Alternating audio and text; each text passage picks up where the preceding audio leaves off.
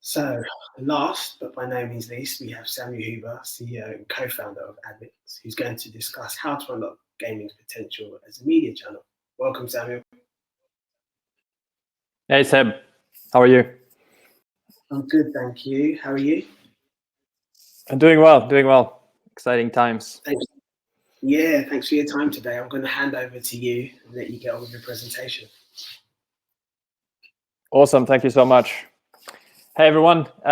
Just quick background if you haven't heard of us. So Admix is a 3-year-old startup. We're building the infrastructure to power gaming as a media channel, mainly focusing on what we call in-play formats, which is what Joe and Seb discussed before. In-game, it's the formats that are natively integrated within the gameplay itself. The company, we're employing about 40 people. We've raised about $10 million in VC funding so far, and we're really starting to see hyper growth. It's been an extremely exciting quarter. And we work with about 300 mobile games and hundreds of advertisers and basically the marketplace between the two. So we have a front row seat when it comes to advertising in games and really the development of gaming as a media channel. So I wanted to share some of these insights with you today. So over the past talks, you guys have been hearing a lot about the why brands should be involved in gaming. And I think it's now kind of common knowledge. Just looking at these charts, the attention, the engagement of gaming is second to none. The time that people spend on games is similar to the time that is spent on social media. We have 2 billion gamers and we'll have 3 billion by 2023. The scale is basically too big to ignore if you're a brand today. And whatever you're selling, your audience is playing games one way or another. And it might be console games or mobile games, but everyone, one way or another, is playing games. So that's basically what we've learned today. Gaming is becoming more than an activity. It's becoming a media channel, a vehicle for brands, advertisers to reach their audience. So that's the why. That's why brands need to be involved in games. And I think everyone agrees with this. It's hard to argue against it now. 2 years ago, when we got started with the business, it wasn't common knowledge, but I think the industry has evolved really, really quickly on that. Now, executing on those campaigns is easier said than done. And so now that we've covered the why gaming, I'd like to spend the rest of this presentation and focus more on the how. What are the tools required to really unlock this potential? How can we activate those campaigns? So over the past few years, we've seen many gaming activations, a lot of really, really great ones, all the way from esports sponsorship to custom activations. And there's a lot of learning from that. What is clear is that the most successful brand activations are the ones that are really the most native to the games, deeply integrated within the gameplay, not just on top of the game or just simple sponsorship, but natively, deeply integrated. We've seen Louis Vuitton, we've seen Gucci, we've seen Adidas, and that is really what drives players' engagement. And here are a bunch of other examples that have done really, really well, and have been amazing case studies to show the power of gaming activations. Now, for the most part, as Joe and Seb talked about before, these activations are mainly custom. Generally, they're one-off, and again, they're great activations, but it's not yet on a framework. It's not yet scalable. It's hard to measure as well, right? And that is clearly a barrier to scale. So we talk to a lot of brands. We work with a lot of agencies as well, and we informally ask, what is the biggest barrier to scale gaming activity? And the feedback was pretty consistent.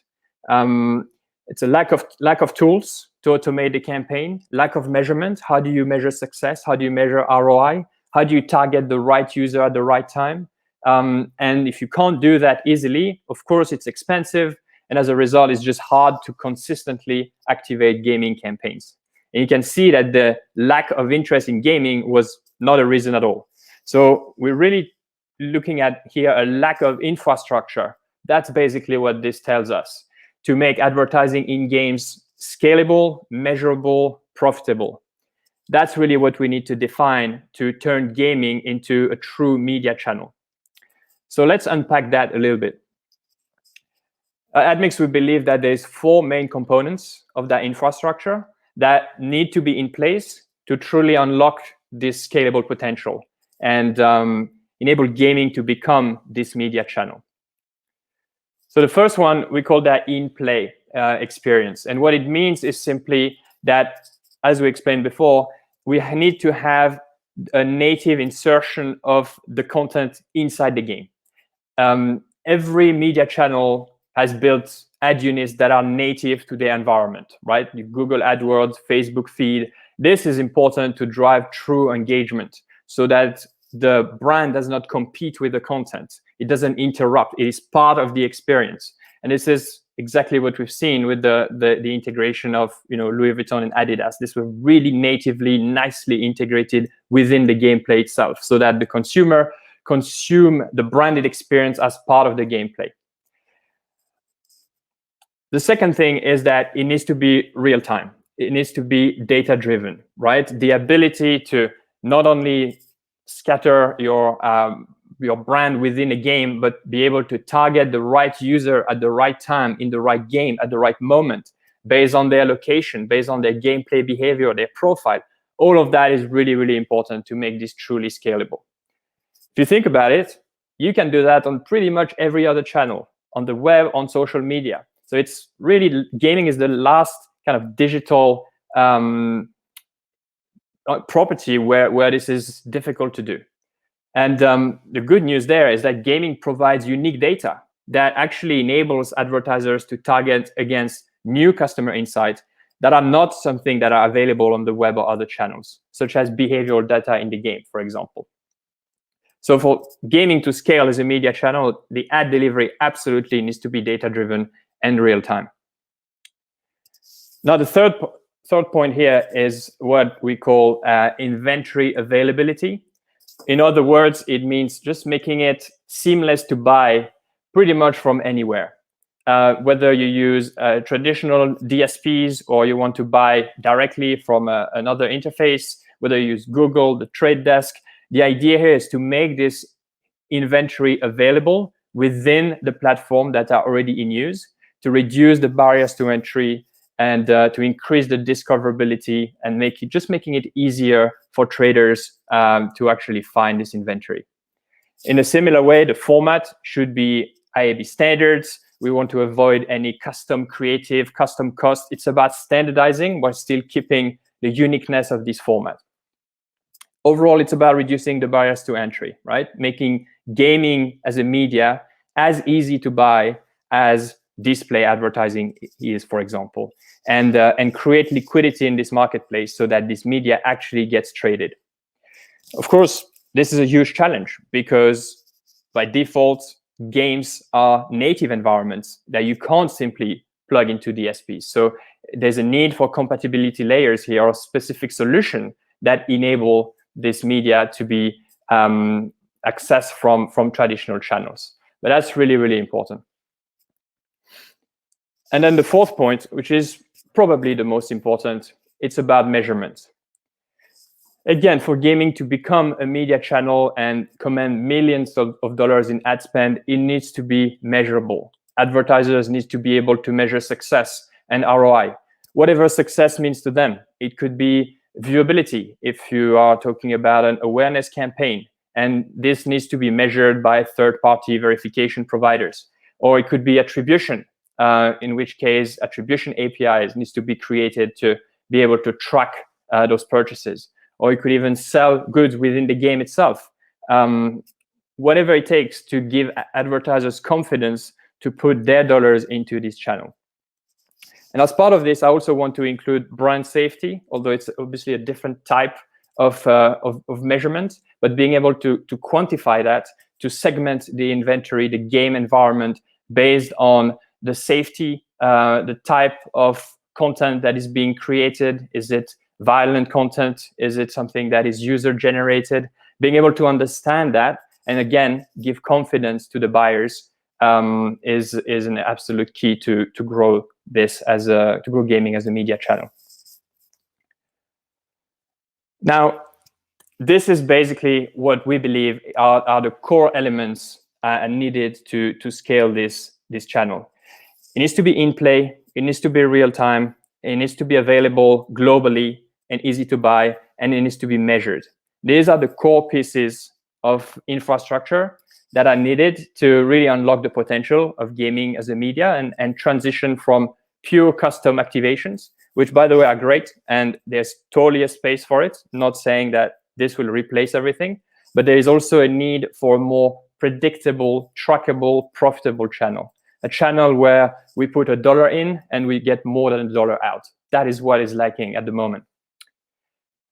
Now, full disclosure, and you might have guessed it, our company Admix is actually building this infrastructure that we call in play. It is real time. It is driven by first-party data. We're plugged into existing DSPs and basically about to announce that we are the first solution that is fully measured by third-party vendors. So that is effectively what we have been building over the past couple of years. And looking back at the evolution of the web 20 years ago, the market really started to take off when scalable infrastructure was there and made it easy for everyone to buy it. And we really believe that we're now the inception of a new media channel. It's gaming. And it's really like being in 1995 again, just as web advertising started to take off. And so there's huge opportunities for brands, advertisers to really take advantage of this new infrastructure and experiment and understand the market before everyone jumps on it. If the previous media channel is any indication, early adopters will always end up reaping the benefits. So that would be my key takeaway. It is nascent, it is new, but there are infrastructures, there are tools that are now being developed. So as a brand, it is a really good time to start experimenting and start looking at what can be done in the space. And that concludes my short presentation. I'd love to answer any questions. Thanks, Sam. Really interesting. We have a couple of questions that have come through, actually. One is, are these kinds of in-play formats currently available programmatically via RTB? And if not, is that coming? Absolutely are. Yeah, they are. We are connected to about 15 to 20 of the top, DSPs, for example, and so you can find that on traditional DSPs that you can easily connect. It's open market, it's programmatic guaranteed, deal ID. So we're really trying to broaden the spectrum here of what's possible to do. Again, to just cater for the need that brands may have, and not restrict them into a specific specific type of campaign. So that's absolutely possible now. Okay, and the next question sort of builds on that. What types of behavioral data could a brand target against? So that's a great question. This is something that is fairly nascent as far as Admix is concerned. We have a data team. We are working on this. Basically, there's an infinite amount of things that could be targeted. At the moment, what we're looking for is starting with gameplay behavior data.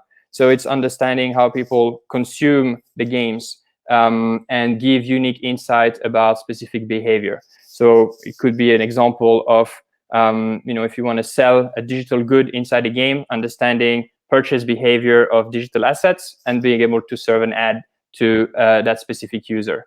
But it can also be understanding things like age and gender, just using the gameplay behavior without relying on any kind of third-party data. So our strategy there is very much first-party data and effectively figuring out what we can extract from the gameplay itself to make it interesting for advertisers.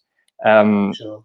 So it's there's going to be things that are not targetable on the web or on other channels, right? Every channel has their own data points that makes them very unique. And little by little, we are going to surface more of these insights and make it available throughout our DSP. Okay, cool. I think we're going to have to wrap it up there. So thank you, Sam. Really interesting, excited to see what you and the team do next. So good luck. Thank you again. Appreciate that. Thank you, Seb.